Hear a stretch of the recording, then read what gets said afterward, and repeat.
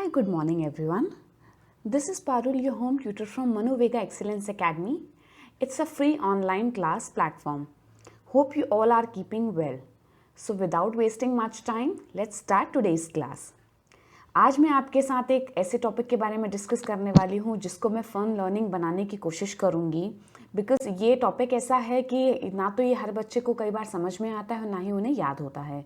So the today's topic would be history, यानी कि इतिहास, बेसिक्स ऑफ हिस्ट्री. यानी हिस्ट्री क्या है, कहाँ से शुरू हुआ, और इसके बारे में कुछ इंटरेस्टिंग फैक्ट्स मैं आपको बताऊंगी, या फिर कुछ आपको जो ईयर्स हैं वो मैं याद कराने की कोशिश करूंगी. तो सबसे पहले जानते हैं इतिहास क्या है. संस्कृत भाषा में इति, ह और आस से मिलकर इतिहास शब्द बना है, जिसका मतलब होता है जो ऐसा घटा था, यानी कि भूतकाल में जो घटनाएं होती हैं, इंसिडेंट्स होते हैं, या फिर उससे संबंधित व्यक्तियों के बारे में जो डिटेलिंग होती है, उनका विवरण होता है, उसे हम इतिहास कहते हैं.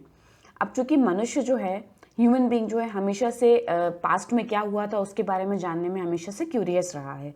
मतलब कि हम जहाँ रहते हैं उसके आसपास बिल्डिंग्स हो, पुरानी बिल्डिंग्स, मंदिर, तालाब, बावड़ियाँ आदि जो पुरानी चीज़ें हैं, सामग्रियाँ हैं, उनके अवशेषों से वह उनकी प्राचीनता का अनुमान लगाता है. और इतिहास के इसी अध्ययन से मानव को क्रमिक विकास के बारे में जानकारी मिलती है. अब जानते हैं इतिहास के स्रोत क्या होते हैं. तो जिन साधनों के द्वारा उस काल के औजार, जीवाश्म, पात्र, भोजपत्र, आभूषण, इमारतें, सिक्के, अभिलेख, चित्र, यात्रियों के द्वारा लिखे गए यात्रा विवरण, तत्कालीन साहित्य, इन सब की जानकारी ली जाती, वो इतिहास के स्रोत कहलाते हैं. तो इतिहास के ये स्रोत किस काम में आते हैं? पुरानी चीज़ों के बारे में जानकारी लेने के लिए. तो इतिहासकार जो होते हैं प्राचीन युग की जानकारी के लिए इन्हीं में से कुछ निश्चित साधनों की मदद लेते हैं. मेनली इन इतिहास के स्रोतों को दो वर्गों में या फिर दो भागों में बांटा गया है.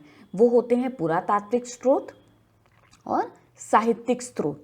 यही दो प्रकार के जो मेन मुख्य स्रोत होते हैं जिनके द्वारा इतिहासकारों के द्वारा जानकारी इकट्ठी की जाती है, जो आज हम थोड़ी सी जानकारी आज हम इसके बारे में पढ़ेंगे. अब जानते हैं किस तरह के ये होते थे पुराने अवशेष जो होते थे, सामग्रियाँ. जैसा कि आप इस पिक्चर में देख पा रहे हैं, कुछ मिट्टी के बर्तन जो उस समय पे इस्तेमाल किए जाते थे, मिट्टी की मूर्तियाँ जिनकी पूजा होती थी या जिन्हें सुंदरता के हिसाब से महलों की भव्यता बढ़ाने के लिए भी रखा जाता था. मोहरें यूज़ की जाती थी, करेंसीज, ये फ्लावर पॉट्स दिए हुए हैं यहाँ पर. फिर कुछ औजार जो उस समय पर विभिन्न गतिविधियों को पूरा करने के काम आते थे, मिट्टी की मूर्तियाँ. तो ये सभी पुराने ज़माने के या पुराने समय के बेस्ट रिसोर्सेज हैं जिनके थ्रू हम इंफॉर्मेशन कलेक्ट कर सकते हैं. तो ये काम करते हैं इतिहासकार. अब इनके बारे में आगे बढ़ते हैं. तो मनुष्य को जब भी लिपि का ज्ञान नहीं था, मतलब कि वो नहीं जानता था कि कौन सी लैंग्वेज हमें यूज़ करनी चाहिए अपने मैसेजेस को दूसरे व्यक्ति तक कन्वे करने के लिए, उस समय वो ड्रॉ करते थे अपनी बातों को और उनको शिलाओं यानी कि पत्थर पे, चट्टानों पे लिखा करते थे, चित्रित किया करते थे. इन चित्रों को शैल चित्र कहते हैं. ठीक है. अब जैसा कि आप देख पा रहे हैं, शिलालेख की एक फोटो मैंने यहाँ पे शेयर की है. शिलालेख क्या होते हैं? पत्थरों पे खोदकर जो बातें लिखी जाती थी वो शिलालेख कहलाते थे, और जो ड्रॉ किया जाता था वो शैल चित्र कहलाते थे. तो इसमें हमें कंफ्यूज नहीं होना है. लेख मतलब लिखा हुआ और चित्र मतलब ड्रॉ किया हुआ. अब आगे बढ़ते हैं. ताड़पत्र क्या होते हैं?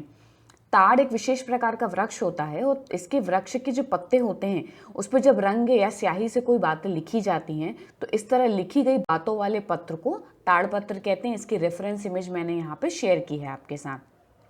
तो ये होते हैं ताड़पत्र. अब हम बात करेंगे ताम्रपत्र के बारे में. ताम्रपत्र, ताम्र का मतलब होता है तांबा. तो तांबे के पत्रों पर जब खोद के बातें लिखी जाती थी और इस तरह की जो पत्र हैं उनका इस्तेमाल कम्युनिकेशन में किया जाता था, यानी सामने वाले को बताने में कि हम उनसे क्या कहना चाह रहे हैं, तो इस तरह तांबे के पत्रों को ताम्रपत्र कहते थे. मतलब जो तांबे के पत्रों पर जो मैसेज लिखा जाता था. अब जानते हैं भोजपत्र क्या होते हैं. भोजपत्र काफ़ी सारे लोगों ने सुना होगा.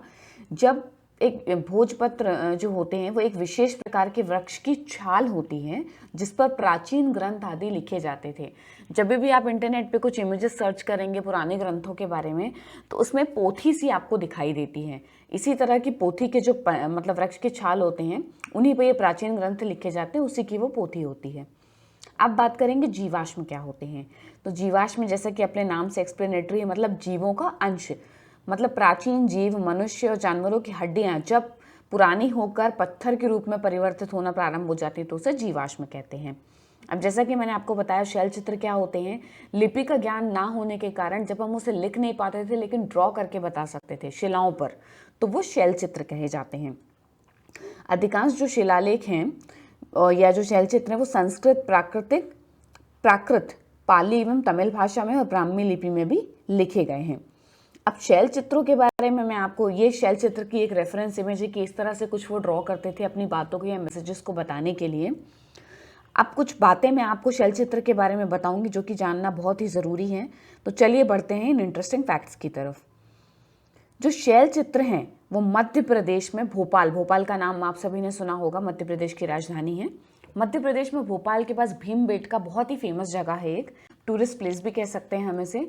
शैल चित्र के जीवंत प्रमाण है वहाँ पर। भीमबेटका जो है वो विश्व का सबसे बड़ा शैल चित्र स्थल है, मतलब सबसे ज़्यादा शैल चित्र वहाँ पर मिलते हैं। इसकी खोज जो है पद्मश्री डॉक्टर वी श्री वाकणकर ने की थी और इस स्थल को यानी भीमबेटका को विश्व धरोहर सूची में भी शामिल किया गया है। And most important and interesting fact is, Bharat के लगभग 3/4 शैल चित्र जो हैं वो मध्य प्रदेश में विंध्याचल और सतपुरा की पहाड़ियों में पाए जाते हैं। अब जो भवन और अन्य स्रोत हैं, मतलब जिनके बारे में हम स्टडी करते हैं, तो ये इनके बारे में स्टडी क्यों करते हैं, हमारे दिमाग में सवाल आता है कि क्यों हमें हिस्ट्री के बारे में इतना जानना है, क्यों हमें इतनी डिटेल इकट्ठी करनी, इनसे हमें क्या मिलेगा। तो पॉइंट्स टू रिमेंबर, भवन और अन्य स्रोत जो हैं पुराने, वो मानव के गणितीय ज्ञान और उनकी स्थापत्य कला के विकास की कहानी से परिचय कराते हैं कि उस समय की जो टेक्नोलॉजी होती थी वो आज से कहीं भी किसी भी ओहदे में कम नहीं थी। साहित्यिक स्रोत जो हैं तत्कालीन समय की विभिन्न बातों पर प्रकाश डालते हैं, जैसे कि प्राचीन समय के ग्रंथ, वेद, पुराण, रामायण, महाभारत, संगम साहित्य आदि उस समय के समाज, नगरों, रीति रिवाजों, संस्कृति के बारे में हमें जानकारी देते हैं। प्राचीन काल के भवन, महल, मंदिर, मस्जिद, चर्च, किले, बावड़ी आदि हमें उस समय की कला, संस्कृति, समृद्धि, धार्मिक, सामाजिक और राजनीतिक स्थिति की जानकारी देते हैं। समय के प्रवाह के साथ साथ व्यापार वाणिज्य ने अपनी जगह बनाई। व्यापारी एक स्थान से दूसरे स्थान जाने लगे, आपसी मेल मिलाप के कारण लेन देन बढ़ा, संस्कृति में बोलते ना ट्रांसमिशन शुरू हुआ और इस तरह से नई नई भाषाओं ने भी जन्म लिया और जीवन के इन क्षेत्रों में परिवर्तन शुरू होकर जीवन मूल्यों में भी परिवर्तन होना शुरू हो गया। अब इसका कंक्लूजन क्या है कि हमें अपने देश की प्राचीन धरोहरों की रक्षा करनी चाहिए, क्योंकि वो हमारी ये धरोहरें जो हैं वो राष्ट्र की गौरवशाली संस्कृति की परिचायक होती हैं। तो आज की क्लास यहाँ पर ख़त्म होती है। कोशिश